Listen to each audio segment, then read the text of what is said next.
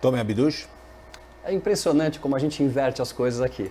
Primeiro eu queria dizer, doutora Gabriela Hart, que nós temos muito orgulho da senhora. A senhora representa o povo brasileiro, sim. Está fazendo um trabalho maravilhoso na Operação Lava Jato. Em todos os casos tem participado. Marcelo Bretas, a mesma coisa. Um grande orgulho do povo brasileiro em relação ao senhor.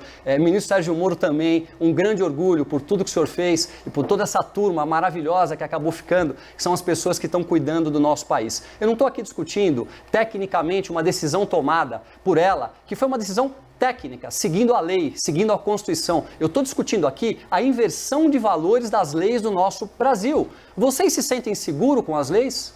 Essa é a grande pergunta. Eu não me sinto seguro com as leis do nosso país. Nós vemos pessoas cometerem crimes todos os dias e elas praticamente não vão para a cadeia. Ou se vão, ficam um período muito curto de tempo. Vamos dar um exemplo de um crime comum que acontece aqui em São Paulo. As pessoas que estão aí na porta das favelas traficando drogas. Eles têm um pouquinho de droga no seu bolso, a quantidade grande está dentro da favela, é feita uma operação policial, onde se coloca a vida do policial e a vida da equipe toda em risco para poder prender esse rapaz lá que está traficando drogas. Ele chega na delegacia, como o volume de drogas é muito pequeno, ele bate um papo lá, fica lá algumas horas e volta para casa. Depois de 3 horas, ele é pego de novo no mesmo lugar, cometendo o mesmo crime. Então, acho que a nossa discussão de hoje, Gabriela, com todo respeito, você fica muito rasa nas suas discussões técnicas, sempre seguindo aquela linhazinha técnica, e eu estou aqui discutindo o nosso país, eu estou discutindo as pessoas que estão em casa, o que nós passamos nas ruas, e o crime do colarinho branco é o pior crime que pode ser ocasionado no nosso país, porque parece que ele simplesmente pegou um pouquinho de dinheiro,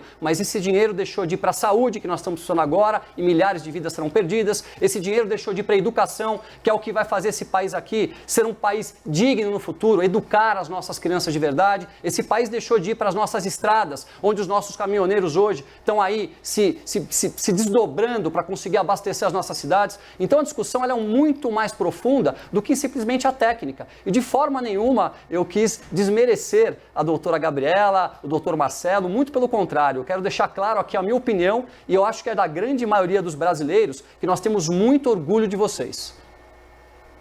Gabriela?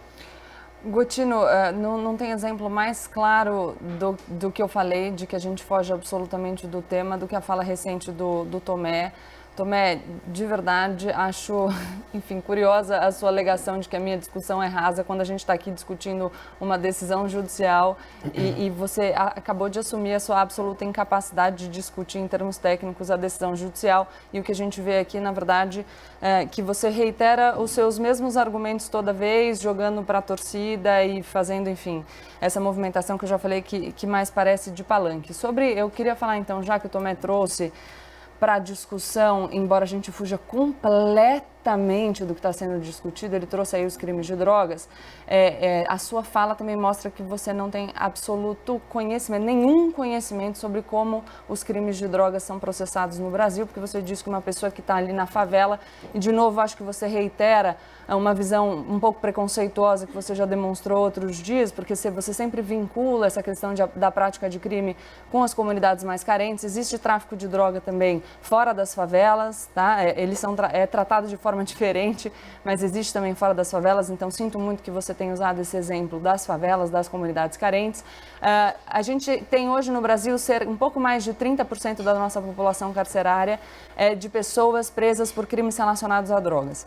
Essas pessoas que são presas por crimes relacionados a drogas, na sua grande maioria, são jovens, pobres e negros. Esses jovens, pobres e negros presos por crimes relacionados a drogas, aqui vou falar do tráfico de drogas e vou citar 2 pesquisas, uma do Núcleo de Estudos da Violência da USP e outra mais recente do juiz Marcelo Semer, demonstram que na grande maioria dos casos, as ocorrências por tráfico de drogas e, portanto, as ocorrências que resultam em prisão para essas pessoas são ocorrências lavradas pela polícia militar, as pessoas são abordadas na rua, o que se tem é só o flagrante, o laudo da materialidade, portanto, a constatação de que aquela substância é droga, o depoimento do policial, e essas pessoas são condenadas pelo tráfico, embora estivessem importando pouquíssima quantidade de droga.